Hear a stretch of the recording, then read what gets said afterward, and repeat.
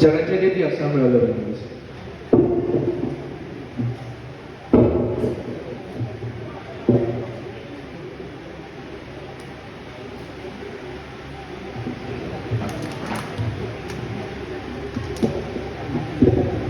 Shall I start? Honorable Speaker, sir. At the self-count of 3, 2, 1. Honorable Speaker, sir, if in this entire moment of time, if Gandhari would have been present, Gandhari would have been really proud of the members of the proposition. Because the members of proposition are blindfolded into their own opinions, they forgot to even look into the entire motion that themselves presented. A warm greetings, Honorable Speaker, sir, and this august gathering. For a certain cause today, I stand here strongly opposing the motion put forward by my fellow members of proposition. Honorable Speaker, sir, it's very important that we first of all initially understand the motion which themselves have been proposed by the members of proposition. A very important keyword is the only scientific temperament. But it is the members of the proposition and even the mover who themselves have proposed the bill in this house have clearly mentioned about how emotional and physical contributions are completely important in the resource of the human resource management.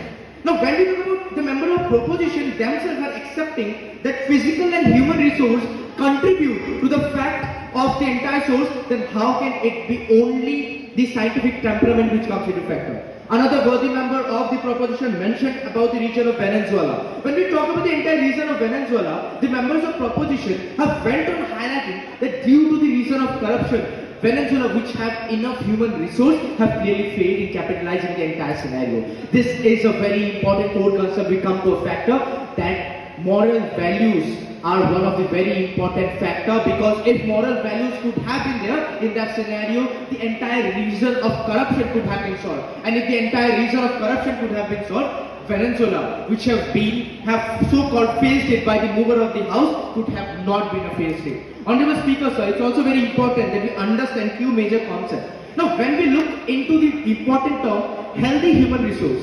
Healthy human resource and human resource are completely two different sectors. Because human resource completely organized in a particular sector which contributes to the nation's building. But when we talk about healthy human resource, it's completely different. And when we highlight a very important concept of healthy human resource, we have to understand that healthy human resource comes from education, comes from morality. Like in the initial period of time when India was just getting independence, we have clearly seen that Mahatma Gandhi, Jawaharlal Nehru, how they have emphasized on a healthy human resource, and for that particular reason, the use of morality was being established in every soul of individuals of the Republic of India. That is a particular perfect example. We can say that what do we actually mean by healthy human resource.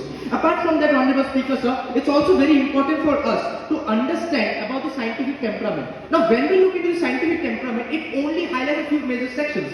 The member of the proposition clearly highlighted about IITs, IIMs. But we should not be limited to IITs, IIMs. I think we should be also aware of something institutes like the ITIs. Now, when we compare ITIs to IITs, it's somewhere an insult to multiple individuals who study in the region of ITIs. But when we talk about human resource is not being a scientist. Human resource is not being a PhD scholar. Human resource is not just being an individual who is representing as the Minister of External Affairs. An individual who is aware of how a tire puncture can be resolved. An individual who is aware how to clean dishes in a very perfect way. Individual who is aware to cook particularly is also a human resource. And for that individuals, we have to understand, we have to not restrict our minds to only limit it to IITs or IIMs. We have to expand our minds to ITIs and skill universities. And finally, respecting the constraint of time, I would like to end my list of arguments.